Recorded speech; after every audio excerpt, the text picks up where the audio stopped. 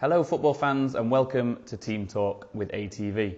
I'm Liam Thorpe and unfortunately my illustrious partner Mike Mambo isn't here today. He's away on what I'm told is very important business, so he's stuck with me. When we last caught up on Wednesday, we saw every team had played once and the tournament was starting to take shape. On Wednesday then, following our broadcast, the host nation were back in action. South Africa were taking on Angola, and in the other game in Group A, Morocco were taking on Cape Verde. Let's have a look at those results and see what the fans thought of those matches. The hosts South Africa finally got their African Cup of Nations campaign up and running on Wednesday night. The Bafana were disappointing in their Group A opener, drawing with Cape Verde, but a 2-0 win against Angola finally gave their fans something to cheer about. The game was fantastic, my friend. South Africa did us proud, but I'm very proud of my country.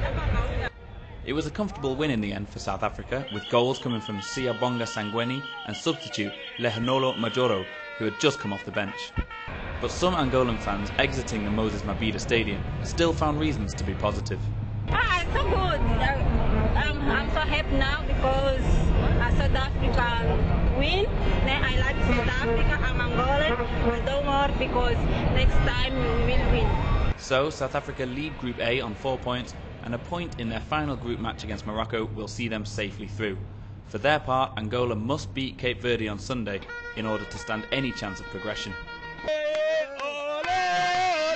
And despite a drab 1-1 draw, both Morocco and Cape Verde fans seemed in jubilant mood.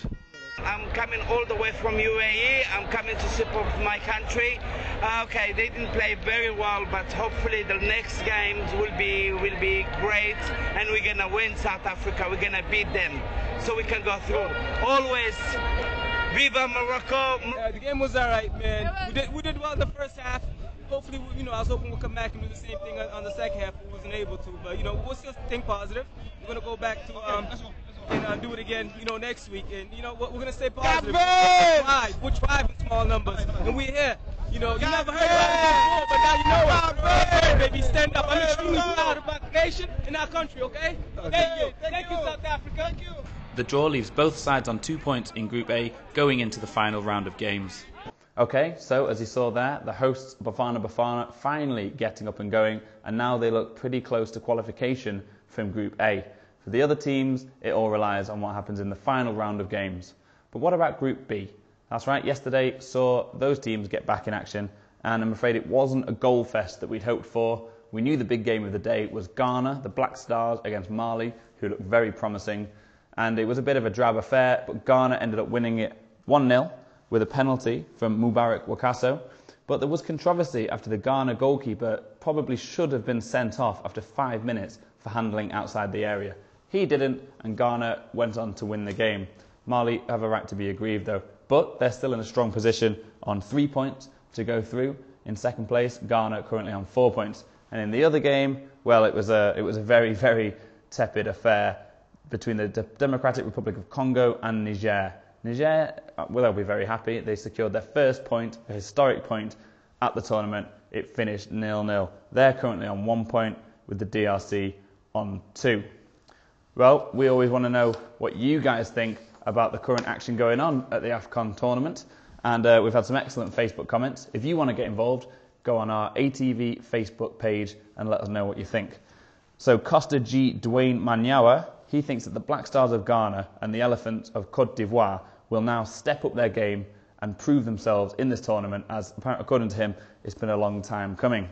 Alan Adnes Davison, he thinks actually it could be a shock win. The overall tournament he's talking about could be a shock win for one of the smaller teams. I think we'd all secretly like to see that. Cosmos Cabondo, he's got a different view. He says that the media give too much praise to Côte d'Ivoire and to Ghana, and he says this is undeserved. So we pressed him on this, asked him who he would like to see, and he wants Mali to win it. Today's games that are going on as we speak is Zambia versus Nigeria in Group C. Zambia, the Chapolo Polo, of course, won the tournament last year, and Nigeria, the Super Eagles, well, they've got a great history in the tournament, so we're hoping for a cracking game there.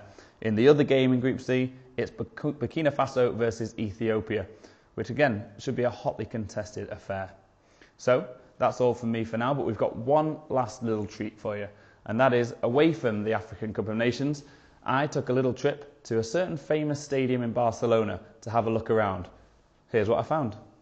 Hello ATV viewers, I'm Liam Thorpe, and you may have noticed I'm not sat in my usual ATV studio. No, I have come to have a look at one of the most spectacular and famous football stadiums in the world. That's right, I'm here at the Nou Camp, or Camp Nou as it's known locally, the home of F.C Barcelona, arguably the greatest team to have ever graced a football pitch.